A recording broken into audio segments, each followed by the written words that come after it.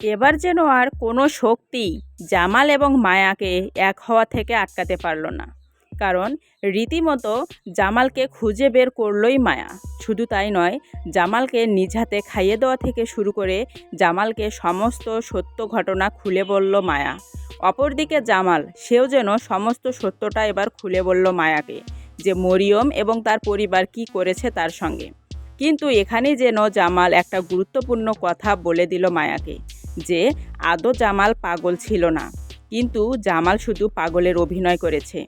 মায়া যখন জামালকে পাগলা গারদে দেখতে গিয়েছিল, তখন মরিয়মের সঙ্গে জামাল পাগল সাজার অভিনয় করেছে, না চেনার ভান করেছে মায়াকে জামাল। এই সমস্ত সত্যি যেন এবার বলে দিবে মায়াকে জামাল।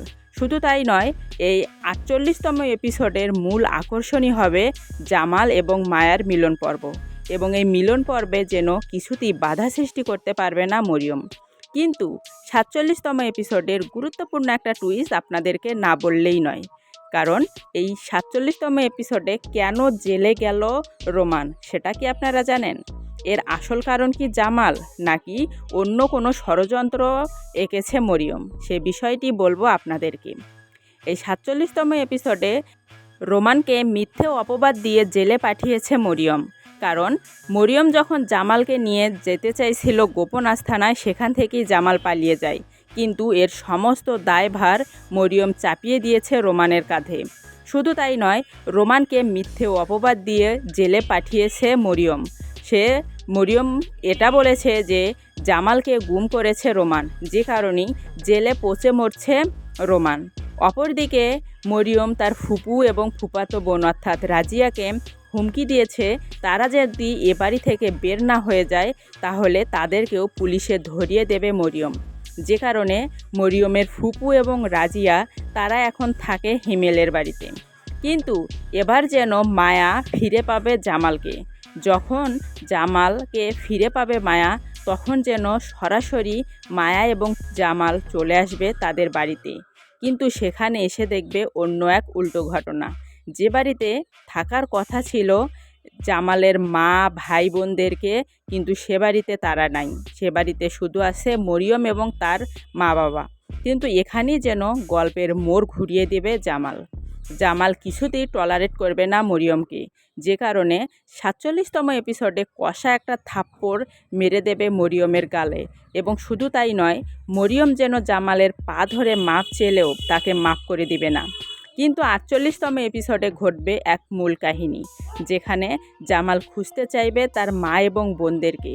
কোথায় আছে তার মা এবং বোন? শুধু তাই নয়, এই ৪৮তম এপিসোডেই আবারও নতুন করে সংসার করতে চাইবে জামাল এবং মায়া।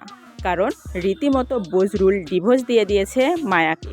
যেখানে মায়ার ওপর বজরুলের আর কোনো অধিকার নাই, সেখানে মরিয়মের ওপর থেকেও জামাল তার সমস্ত অধিকার উঠিয়ে নেবে এবং মরিয়মকে ডিভোর্স দিয়ে দিবে জামাল। এবং পরপর আবারও এক হয়ে যাবে জামাল এবং মায়া। কিন্তু জামাল এবং মায়ার এই এক হওয়া থেকে যেন কিছুতেই আর এগোতে পারবে না মরিয়ম।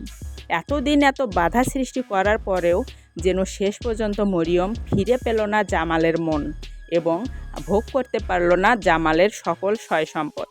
তো বন্ধুরা, পরপর এই নতুন সব চমক আপনারা দেখতে পাবেন বৎসুরত নাটকের ৪৭ এবং ৪৮তম এপিসোডে। এবং এই ৪৭তম এপিসোডটি আপনারা দেখতে পাবেন আগামী শনিবার ঠিক দুপুর ৩টা ৩০ মিনিটে, শুধুমাত্র ঈগল ইসলামিক নাটক ইউটিউব চ্যানেলে। এবং ৪৮তম এপিসোডটি আপনারা দেখতে পাবেন রোজ মঙ্গলবার, শুধুমাত্র ঈগল ইসলামিক নাটকে। এবং জনপ্রিয় সব নাটকের আপডেট ভিডিওগুলো আপনারা দেখতে পাবেন আমাদের এই চ্যানেলে। তো আপনারা কারা কারা দেখতে চান আবারও যেন জামাল এবং মায়া এক হয়ে গল্পটা পুরো জমে দেয় এবং রোমানকে জেল থেকে কিছুতেই যেন আর ছাড়িয়ে না আনে জামাল। অপরদিকে মরিয়মকেও যেন জেলের ঘানি টানতে হয়, এমন যেন ষড়যন্ত্র বা এমন কোনো শাস্তির ব্যবস্থা করে দেয় জামাল।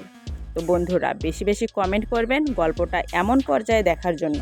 ধন্যবাদ জানাই আপনাদের সবাইকে এতক্ষণ অবধি আমার এই ভিডিওটি দেখার জন্য। তো ভিডিওটি ভালো লাগলে এবং বিন্দুমাত্র আপনাদের উপকারে আসলে একটি লাইক দিয়ে চ্যানেলটি সাবস্ক্রাইব করে সুন্দর একটি কমেন্ট করে যাবেন। পরবর্তী ভিডিওটি দেখার জন্য বেল আইকনটি বাজিয়ে রাখবেন।